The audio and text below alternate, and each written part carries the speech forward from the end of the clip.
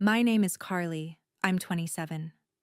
Last week, my mom surprised me with a birthday dinner at a retro diner. I walked in expecting awkward small talk and a couple of backhanded comments. I did not expect my own birthday cake to be the joke. After we ate, the server came out holding a sheet cake. Everyone turned toward me, phones up, already grinning. For 3 seconds, I let myself believe my mom had actually done something kind. Then I saw the writing on the cake. In big pink letters across the center, it said, "Oops, still a disappointment." There was a beat of silence, like the air forgot what to do. Then the whole table exploded in laughter. My mom clapped like it was the funniest thing she had ever seen. My little brother almost spit out his drink. Someone yelled, "Come on, it's just a joke." I stared at those words sitting in the frosting like they'd been waiting years to be said out loud. I did not cry. I did not scream. I pushed my chair back, picked up my bag, and stood up. My mom told me to sit down and take a joke. I didn't even look at her. I turned toward the exit. My uncle stepped in front of me, hand on my arm, telling me not to make a scene. I leaned in like I was about to apologize and whispered one sentence in his ear. 2 days later, my entire family was in full-blown panic, and none of it was about the cake. If you're into messy family drama and quiet revenge that hits where it really hurts, you can stick around, hit like, and subscribe so you don't miss how this all unfolds. The diner looked like a set from an old movie. Red vinyl booths, chrome edges, neon script buzzing over the counter. I walked in with that familiar weight in my chest, the kind that came whenever my family staged a nice gesture, and I was expected to play along. My mom, Sharon, had claimed a corner booth as if she were headlining a show. She sat with perfect posture, fingers around a sweating glass, eyes tracking me the way someone checks a receipt for mistakes. My dad, Gregory, sat beside her with his shoulders drawn in, wearing the resigned look of a man who planned to let the evening pass without stepping in. Across from them, my younger brother Dylan lounged with his phone in hand, recording short clips, his attention fixed on the screen more than on me. Sliding into the booth felt less like sitting down to dinner and more like stepping back into a role I thought I had outgrown. Sharon took in everything at once: my clothes, my hair, the way my hands picked at the paper-wrapped straw. Her comments floated across the table, sounding casual, but each one carried a small sting. Gregory stayed mostly neutral. Dylan kept lifting his phone whenever laughter rose, angling his lens toward me as if he were waiting for an expression worth posting. The food arrived in heavy plates and baskets. Burgers sagged, fries left grease on the table, milkshakes sweated under fluorescent lights. Conversation drifted toward my job search and the future I apparently wasn't moving toward fast enough. Sharon mentioned people my age with solid careers and neat timelines, then let the silence between examples do the work. No one used the word failure, but it hung there anyway. I watched my reflection in the chrome napkin dispenser. Tired circles under my eyes, a polite half smile that never reached them. I didn't look like someone being celebrated. I looked like someone being evaluated. I felt that tiredness settle along my shoulders, but under it something calmer, colder, stayed in place and kept watching. Servers moved through the aisles, topping off drinks and clearing plates. Sharon seemed to grow brighter as the table emptied, as if the performance were building toward a final act. She glanced toward the counter more than once, and each glance tightened something in my chest. When most of the plates were pushed aside and the noise in the diner had fallen into a low hum, I saw the server nod toward our booth and vanish behind a swinging door. Dylan straightened, phone ready. Gregory rubbed his palms on his jeans, expectant. I sat very still, feeling the air around us change in a way the lights didn't explain.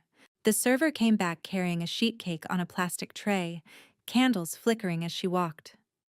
Conversations at nearby tables dipped as people turned to look. The cake landed in front of me, frosting wobbling around the edges.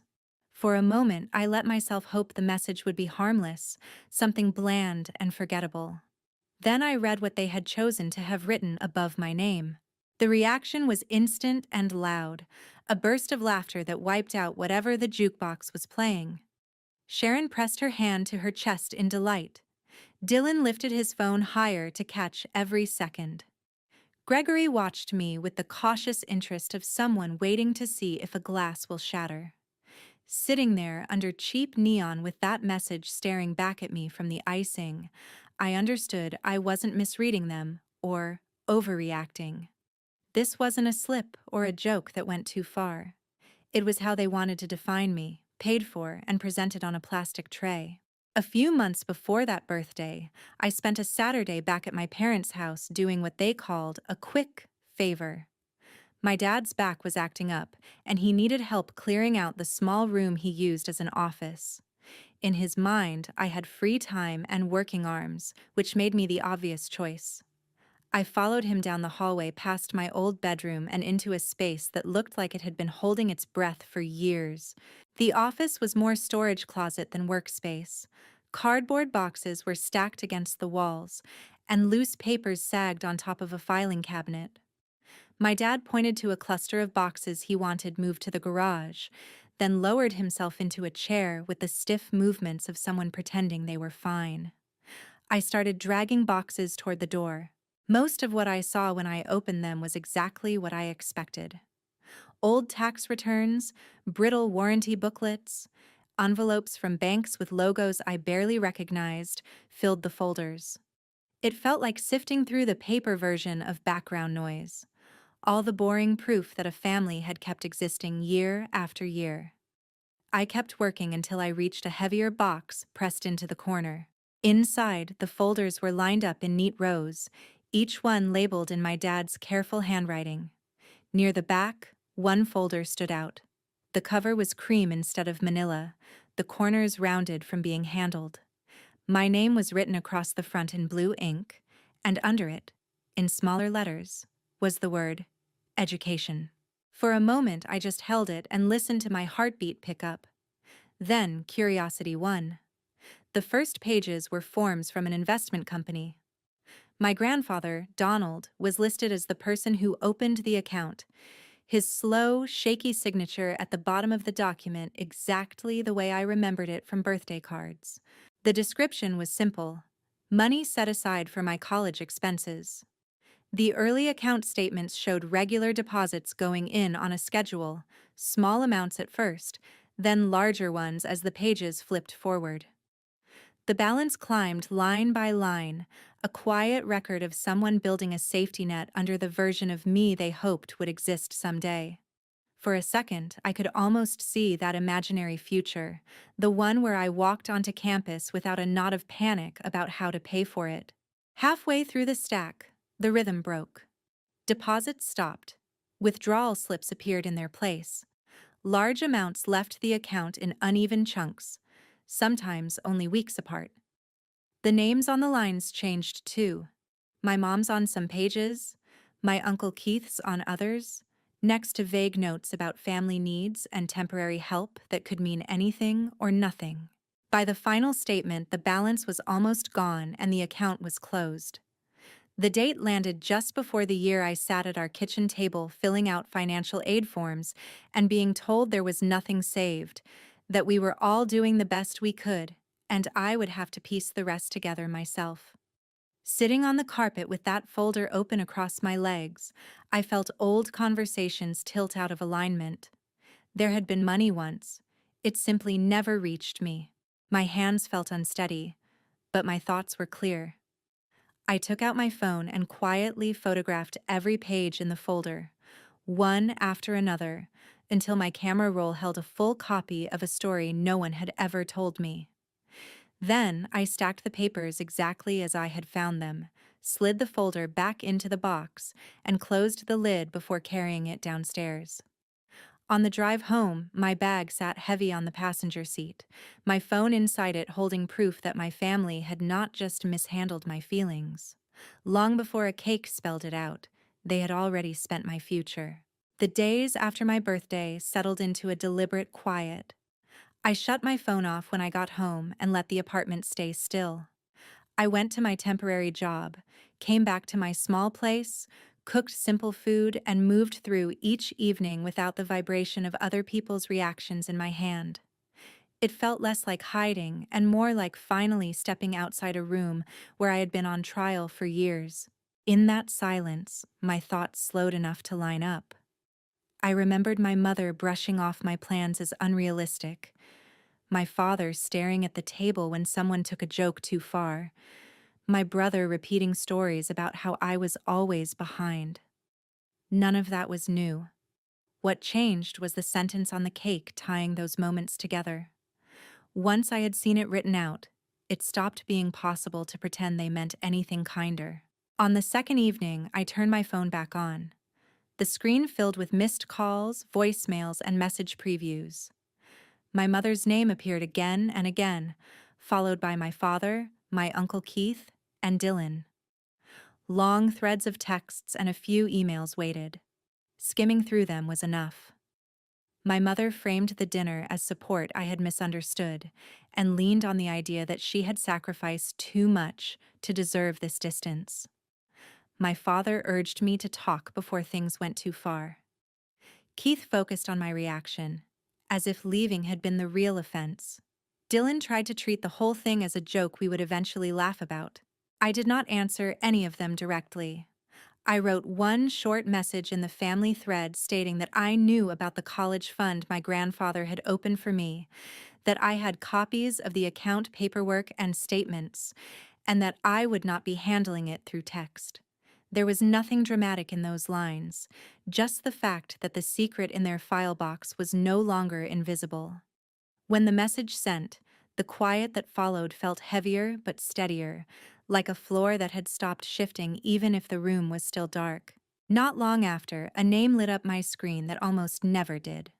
My Aunt Elaine lived several states away and usually stayed on the edge of family gatherings, close enough to be polite, but far enough to avoid being pulled into every argument. Her call carried a different weight from the others.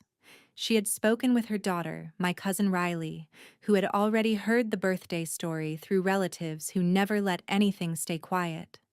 In that version, I was the dramatic one, walking out over a harmless joke and throwing around accusations about money I did not understand.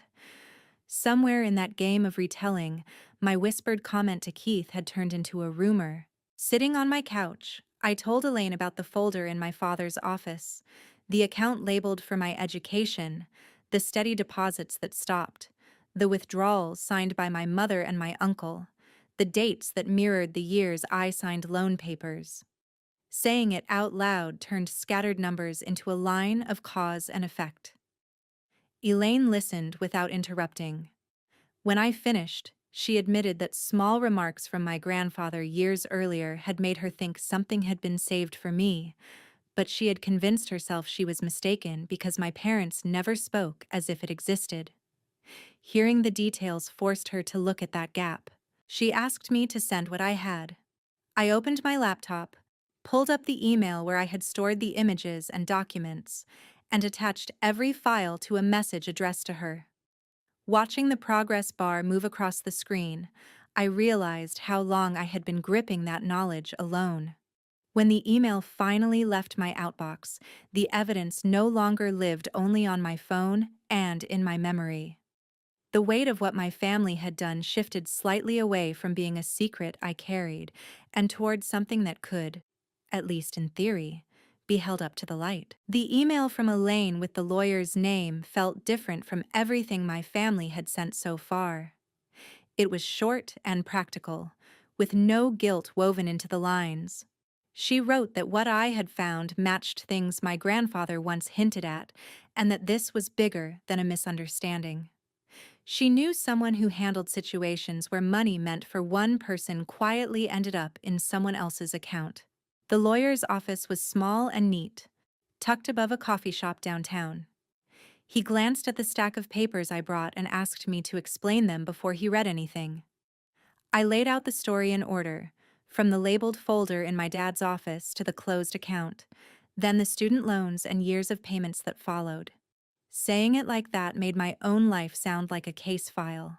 He read through each page with steady attention, checking names, dates, and account numbers without comment. To him, the college fund was not a favor. It was an account with a clear purpose and a named beneficiary. The withdrawals were not mistakes, but deliberate transfers that never touched tuition or housing. In plain language, he said there were formal ways to demand that money back, along with the growth it should have earned. Hearing those words unsettled me and settled me at the same time. I had always left room for the idea that there was some emergency or confusion I had not known about. Now, an outsider was looking at the same numbers and calling them misuse without hesitation. It was both grounding and quietly devastating to realize my mother and Keith had seen my name on that account and still emptied it. When he asked whether I wanted to move forward, the answer was already sitting behind my ribs. I thought of the years of juggling rent and minimum payments, of my mother still talking about me as if I were lazy and ungrateful. Walking away would have meant choosing their comfort over my future again. I told him I wanted to take whatever steps were necessary. Those steps looked simple on paper.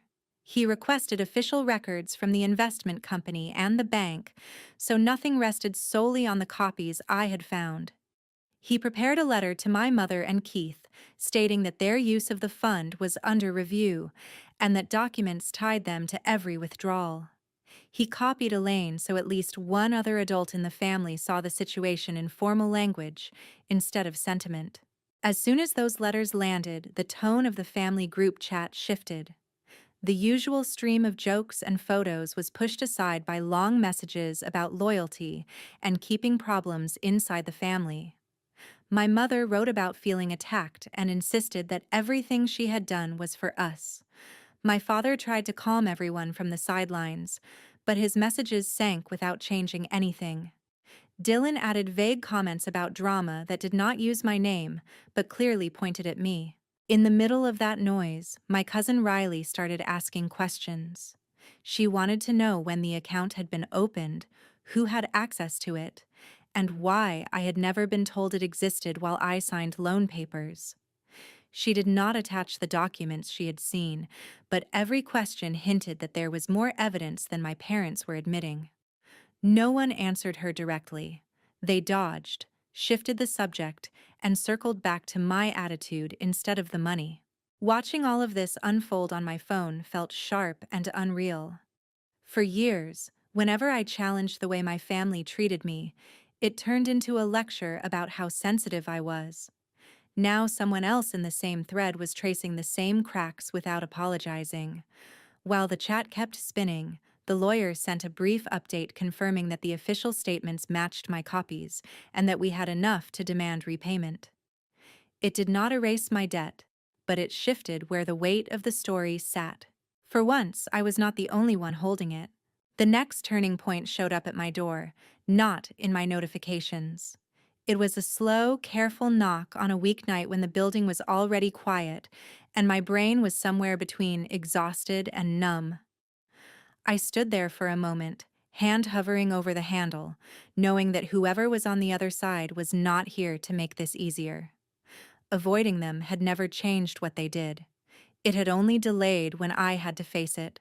My mother was in the hallway, coat half-buttoned, hair pulled back too tight, like she had rushed out before she could talk herself into staying home. The overhead light in the corridor made her look sharper, less soft-focused than she liked to appear. For years, seeing her at my doorstep would have felt like rescue. That night, it felt like the past trying to push its way back in. I opened the door, but I did not step aside. She walked into my apartment as if it were a room she had the right to inspect. Her eyes skimmed over the second-hand couch, the wobbly table, the stack of bills on the counter. Nothing about the space matched the picture she had always held up as a successful adult life. I could feel her turning every object into evidence that I still needed the kind of guidance she believed only she could give. For once, I let that judgment land and did nothing to soften it. She started talking in a tone she reserved for doctors and school principals, the polished voice she used when she wanted to sound reasonable. She said she was worried about me, that she did not understand how a birthday dinner had turned into distance and legal papers. She framed everything as a misunderstanding made bigger by my hurt feelings. The cake and the words on it vanished from her version, replaced by vague references to jokes that had gotten out of hand. In the story she told, I had taken things too seriously and dragged strangers into family business. When she finally mentioned the money, it was almost an afterthought. The fund became something that had been sitting there during hard years, another resource to pull from when she and my Uncle Keith were trying to keep everyone afloat. The withdrawals turned into difficult choices, the kind any parent would make. My name on the documents, my plans for school, the loans I had signed to cover what was supposedly not there, all of that slid to the edges of her explanation. She wanted me to see sacrifice where I saw a promise quietly emptied. Sitting across from her, I could feel two realities pressing against each other. One was printed in black ink on statements from an investment company, showing contributions intended specifically for my education and a balance that had drained away long before I filled out my first financial aid form. The other lived entirely in her mouth, a narrative where necessity excused everything and gratitude was the only acceptable response. In the past, I would have tried to find a middle ground between those two things. Now I understood there was not one. There was no apology buried in her words. What I heard instead was fear dressed up as concern. Fear of being judged by people who did not share our last name. Fear of losing the stability that money had helped buy. Fear that the version of herself she presented to the world might crack. She never said she was scared of court, but every sentence bent in that direction. She wanted me to pull back before a judge saw what I had found. She wanted this to stay in the dark corners where family secrets usually live. When I told her I was not withdrawing anything and that I intended to follow through with the process already in motion, the room felt strangely still. I did not raise my voice or list every time she had cut me down to keep herself standing taller. I just refused to step back into the position that made her choices easier to bear. The hurt in her expression came less from what she had done, and more from the realization that guilt was not working on me anymore. She left with stiff movements as if the hallway might judge her on the way out. After the door closed, the space felt emptier, but also more like it belonged to me. For a while I moved around the apartment in small circles, waiting for the next ripple. It arrived as a call from my father. His voice carried that familiar tiredness, the sound of someone who had spent a lifetime staying neutral by looking away. He did not argue about the existence of the fund or the withdrawals. He worried about lawyers, about court, about what this would do to my mother and to Keith. Under all of it was a single hope, that I might decide it was not worth the trouble. Listening to him, I realized no one was confused about the facts anymore. They were only upset that those facts might finally come with consequences. Agreeing to handle it quietly, on their terms, would have meant accepting that my future could be treated like a family resource and then quietly forgotten. I told him I would be following the advice of the one person in this mess whose job was to protect me. That was as much as I was willing to offer. A few days later, an envelope from the court appeared in my mailbox, thin and unremarkable. Inside was a single page with a case number and a date, a time and a room in a building I had never been inside. It did not mention love, obligation, or hurt feelings. It did not care who had sacrificed what or who thought they deserved forgiveness. It simply laid out when the people who had treated my future like spare cash would have to answer for it. Holding that paper, I felt fear slide in beside a quiet, stubborn sense of rightness. For once, what they had done would not be measured by my tolerance. It would be measured against something they could not rewrite. The day of the hearing arrived with gray skies and a kind of tired light that made the courthouse steps look heavier than they were. I stood outside for a moment with the case number fresh in my mind, reminding myself that I was not walking in there as a child asking for permission.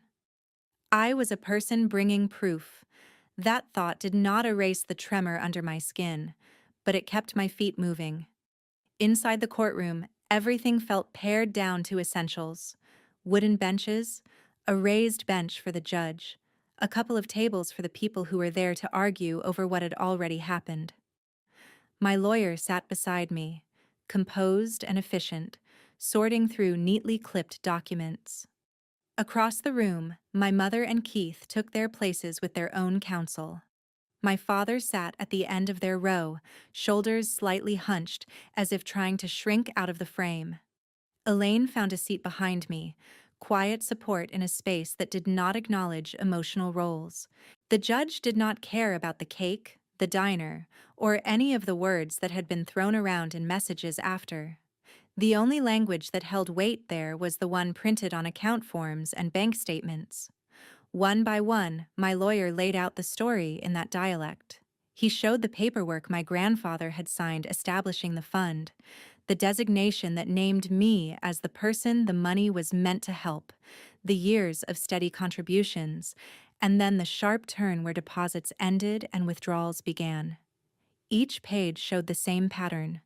The signatures at the bottom belonged to my mother and my uncle.